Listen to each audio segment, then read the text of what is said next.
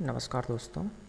अगर आप या आपके परिवार का या कोई मित्र जो है सैनिक स्कूल मतलब जो आर्मी पब्लिक स्कूल होते हैं उनकी और विद्या ज्ञान और नवोदय की तैयारी कर रहा है तो ये वीडियो आपके लिए बहुत ही महत्वपूर्ण है।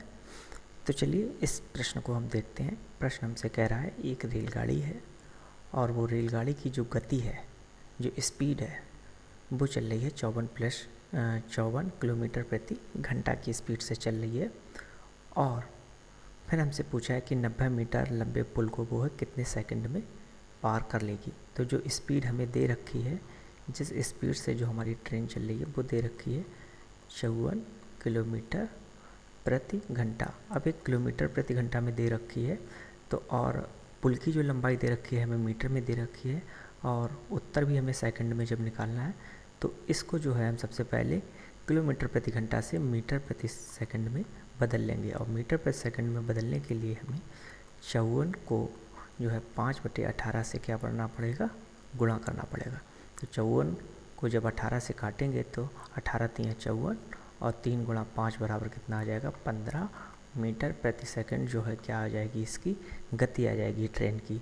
अब एक चीज़ और भी पता है आपको, वो क्या पता है, सूत्र हमारा होता है समय बराबर क्या होता है, दूरी बटे चाल। तो दूरी हमें भी पता है और हमें क्या पता है, चाल भी हमें पता है।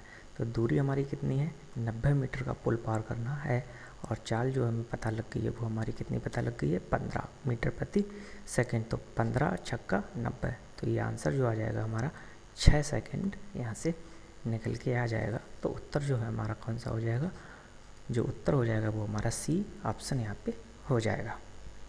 इसके बाद अगला प्रश्न देखिए। अगला प्रश्न कह रहा है एक कार्य है और एक कार्य को 12 व्यक्ति, मतलब जो है हम कह सकते हैं कि 12 पुरुष या 12 व्यक्ति जो हैं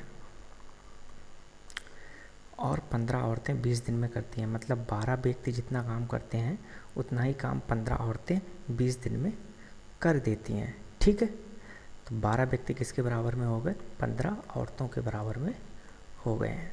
तो हम कह सकते हैं कि व्यक्ति और जो हैं औरतें, ठीक है, व्यक्ति और औरत की जो है क्षमताओं का जो अनुपात हो गया वो कितना हो गया, 15 और बटे में 12, मतलब जो है 5:4। जब इसको 3 से आप काटेंगे तो 3 पंजे 15 और 3 चौक 12।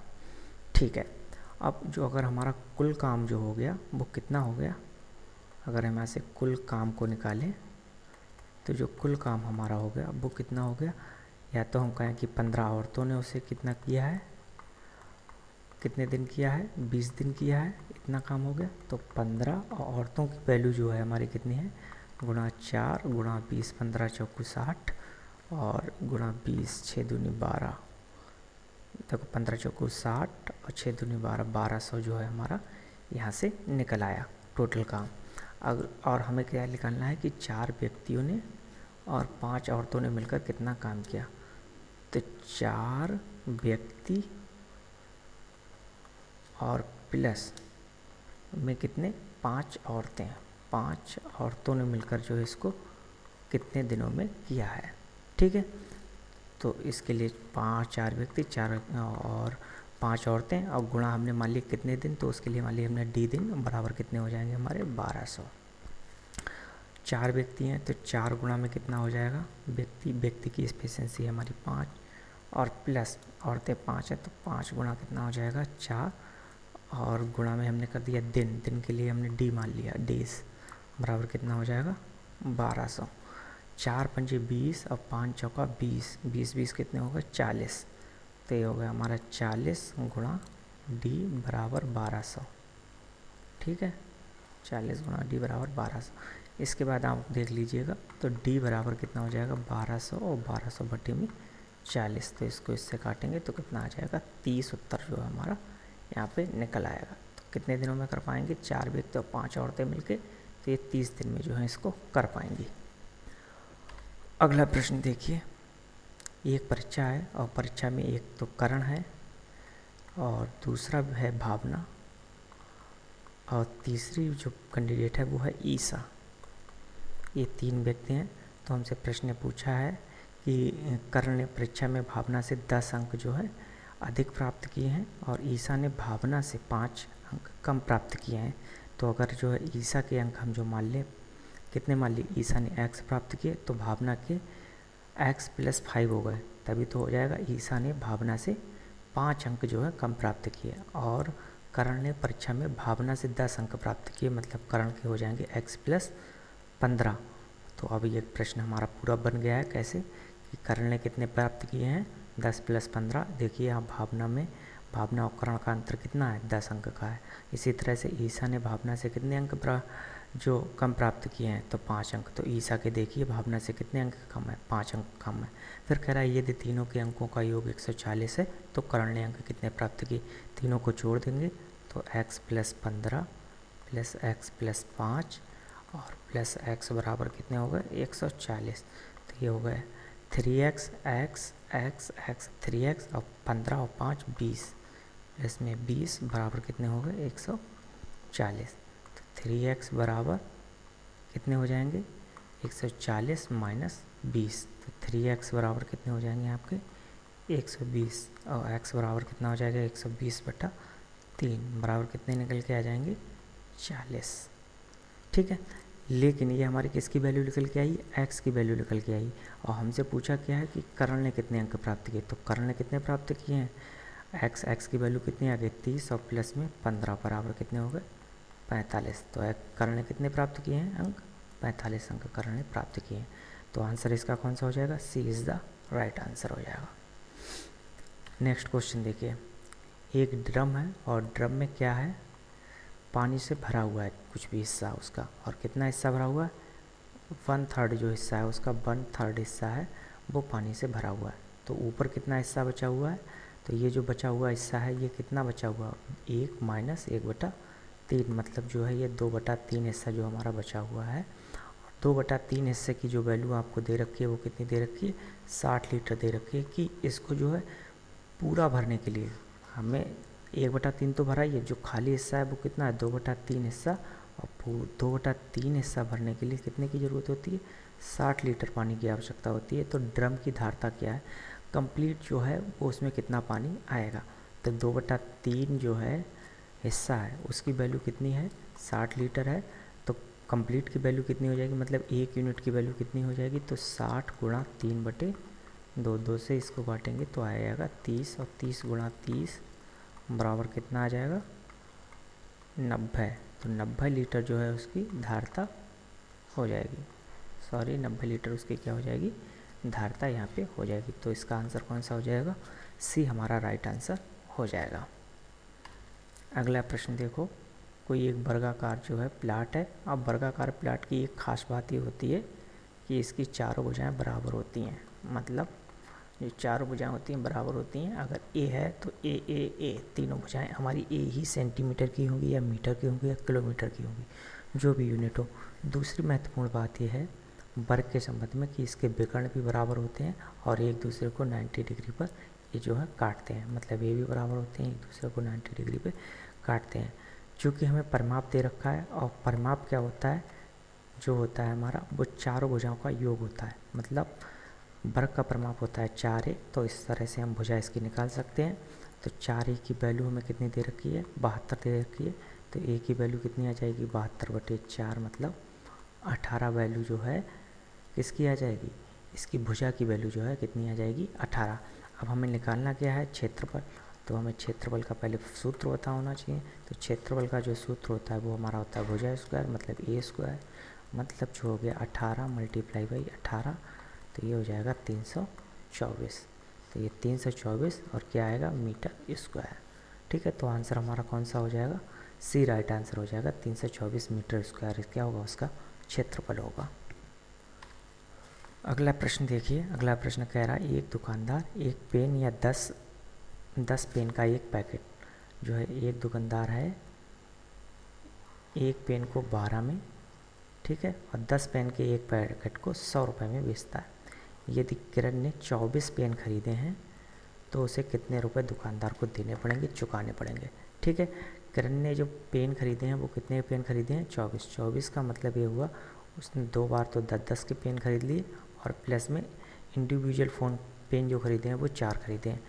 तो 10-10 वाले के 2 पैकेट उसने ख़रीदे होंगे 24 पेनों के लिए, तो उसे 2 गुणा 100 रुपये से ये देने होंगे, और 4 पेन जो है उसने अलग अलग ख़रीदे होंगे, क्योंकि 4 पेन का कोई पैकेट नहीं है, तो ये कितने हो जाएंगे 12 से इसको, तो ये 200 और प्लस में 12 चौक 48 हो गए, तो ये 248 इसका आंसर हो गया। 248 रुपये उसको क्या होंगे, चुकाने होंगे। तो आंसर इसका कौन सा हो जाएगा, ए आंसर इसका सही हो जाएगा। अगला प्रश्न देखिए, कह रहा है एक व्यक्ति ने एक साइकिल 1200 में खरीदी और 1500 में बेच दी।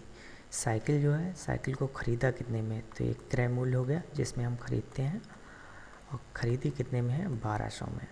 इसके बाद में क्या किया है, बेच दिया है, मतलब विक्रय मूल्य क्या है, तो विक्रय मूल्य जिसमें बेच दी जाती है चीज़, तो वो है हमारा 1500।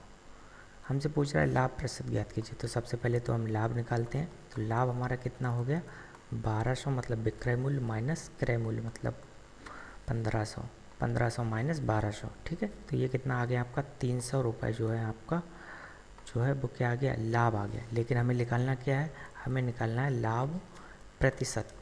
तो लाभ प्रतिशत के लिए जो है हम लाभ को करेंगे और मल्टीप्लाई बाई 100 से करेंगे, और बटे में क्या आ जाएगा हमारा क्रय मूल्य, क्योंकि लाभ हमेशा किस पे निकलता है, क्रय मूल्य पर निकलता है। तो जो है लाभ हमारा हो गया 300 रुपये, 300 रुपये की 100 से गुणा कर दी हमने, और क्रय मूल्य जो है वो हमारा कितना है 1200। तो 300 से इसको काटेंगे तो आ जाएंगे 4, और 4 से 100 को काटेंगे तो आ जाएंगे 25।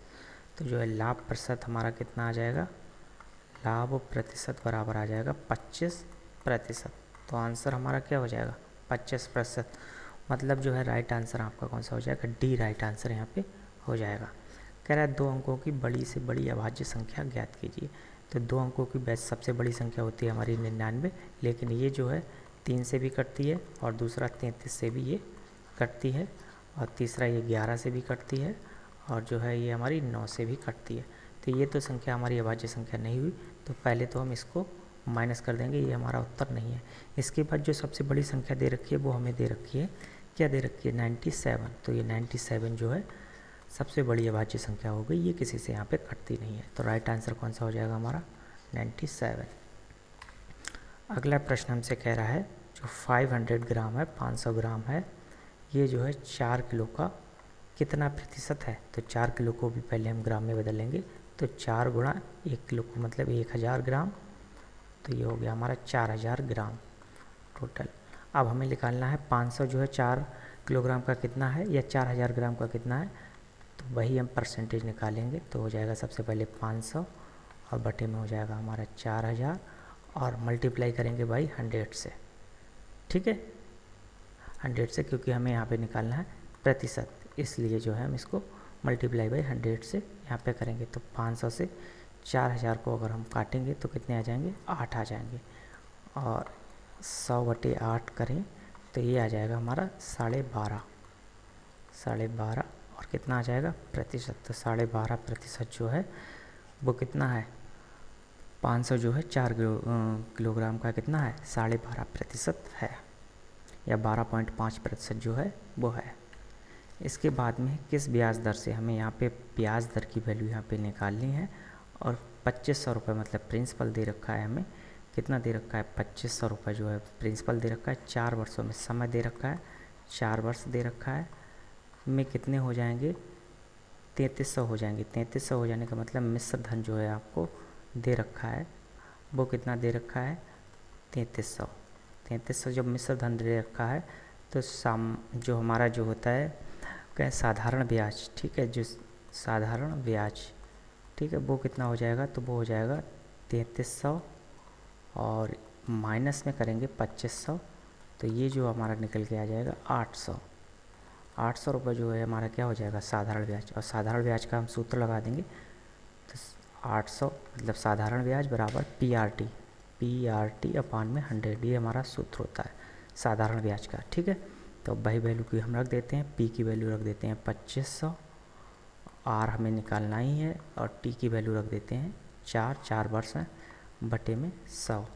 और यहाँ पे आप देखिएगा क्या देखेंगे कि ये कितने हो गए हमारे 800 जो कि हमारा साधारण ब्याज है। तो 2 जीरो से 2 जीरो हमने काट दी, 25 चौका 100, तो 100 से यहाँ पे फिर 2 जीरो कट गए, तो आर बराबर हमारा निकल के कितना आया 8%। 8% वार्षिक ब्याज दर से ये क्या होगा 4 वर्षों में 3300 रुपये हो जाएंगे। तो राइट आंसर इसका जो हमारा कितना हो जाएगा, राइट आंसर 8%, मतलब जो है सी ऑप्शन इसका सही इसका आंसर हो जाएगा। इसके बाद में ये जो है वीडियो हमारी कंप्लीट होती है, और चैनल को अगर सब्सक्राइब नहीं किया है तो चैनल को कर लीजिएगा सब्सक्राइब। बाकी वीडियो देखने के लिए आपका बहुत बहुत धन्यवाद।